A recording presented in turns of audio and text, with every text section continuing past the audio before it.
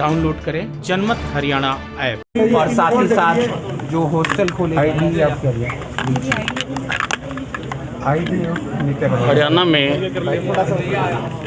नशाखोरी को पूर्णतः समाप्त करने के लिए पिछले साल हमने नारकोटिक ब्यूरो का गठन किया था।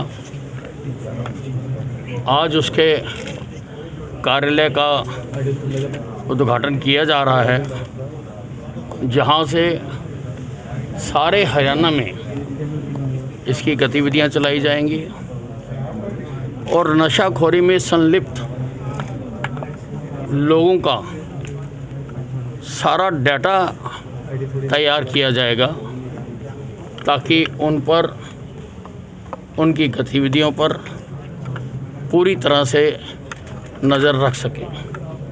हमारी सरकार पूरी तरह से कमिटेड है कि हमने हरियाणा से नशाखोरी को उखाड़ के फेंकना है। अभी 14 तारीख को हमने एक कैंपेन के तहत सारे हरियाणा में साइमल्टेनियसली हमने रेड्स करवाए थे और लगभग 103 लोग उस दिन गिरफ्तार किए गए और 100 NDPS एक्ट के तहत एक ही दिन में FIR दर्ज की गई। हम और भी कार्यक्रम चलाएंगे, हमने बना रखे हैं, पर नशाखोरों को, हरियाणा के बच्चों को खराब करने नहीं देंगे। क्या कुछ कहना चाहेंगे सर? दिग्विजय सिंह कांग्रेस नेता है, उनका एक बयान आया है कि हिंदुत्ववादी जो होता है वो चंदा भी इकट्ठा करता है और धंधा भी करता है। दिग्विजय सिंह जी की समझ में कुछ फर्क है। वो शायद पढ़ने के समय पर पढ़ नहीं पाए, इसीलिए समय समय पर वो अर्थ का अनर्थ करते रहते हैं, इसलिए उनकी बातों का जवाब देना उचित नहीं है। सर अम्बाला चर्च में जो जीसस हैं उनकी तस्वीर तोड़ दी गई है, शायद आपके भी संज्ञान में मामला आ गया होगा। ये पूरी तरह से उन लोगों को पकड़ने के लिए हमने प्रयास शुरू किए। 3 टीमें, एक CIU 1 के नेतृत्व में, एक CIU 2 के नेतृत्व में और एक SHO अम्बाला कैंट के नेतृत्व में हमने गठित की है। CCTV फुटेज हमने हासिल कर ली है, उसमें 2 लड़के इस वारदात को अंजाम देते हुए नज़र आ रहे हैं। हम उस CCTV की जो फुटेज है उसके आधार पर हमें उम्मीद है कि जल्दी ही हम ऐसे तत्वों को गिरफ्तार करेंगे। सर, कोविड के चुनाव लड़ने जा रहे हैं पंजाब में संयुक्त किसान मोर्चा के, अलग से उन्होंने पार्टी बना ली, अपनी पार्टी बना ली, इसको कैसे देखिए? ये तो मेरी बात सच सिद्ध हो गई। मैं तो शुरू से कहता आया हूँ कि इनका मकसद कुछ और है, इनकी राजनीतिक महत्वाकांक्षा है। ये तो पंजाब के और उत्तर प्रदेश के चुनाव लड़ना चाहते हैं, इसीलिए ये मामले को लंबा खींचते चले जा रहे थे। ये तो नहीं चाहते थे कि इतनी जल्दी ये मामला ख़त्म हो। बाकी अब बनाइए तो लड़ें। हिंदुस्तान एक प्रजातांत्रिक देश है, हर व्यक्ति को लड़ने का अधिकार है। सर 15 से 18 के उम्र के बच्चों को अब बूस्टर डोज भी लगनी है, किस तरीके से आप लोग तैयार हैं? क्योंकि एक बहुत अच्छी मात्रा के अंदर, संख्या के अंदर इतने तमाम बच्चे हैं। देखिए, सबसे पहले तो मैं अपने प्रधानमंत्री जी को सल्यूट करना चाहता हूँ। He is very great. वो सारे भारतवासियों की चिंता करते हैं।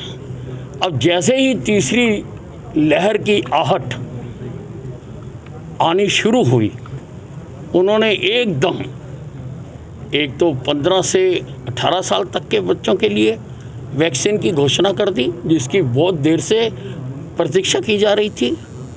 दूसरा, जो स्वास्थ्यकर्मी हैं और जो वॉरियर्स हैं, कोरोना के वॉरियर्स हैं, उनको बूस्टर डोज लगाने की घोषणा कर दी।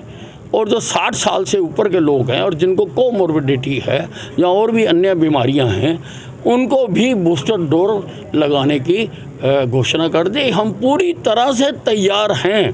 पहले ही हम हरियाणा में बड़ी तेज़ी से वैक्सीनेशन कर रहे हैं। जो पहली डोज है वो लगभग 95% हमारी हो चुकी हुई है, और दूसरी डोज जिस दिन से मैंने घोषणा की है कि 1 तारीख के बाद जिसको दोनों डोजें नहीं लगी होंगी उसको सार्वजनिक स्थान पर जाने की इजाज़त नहीं होगी।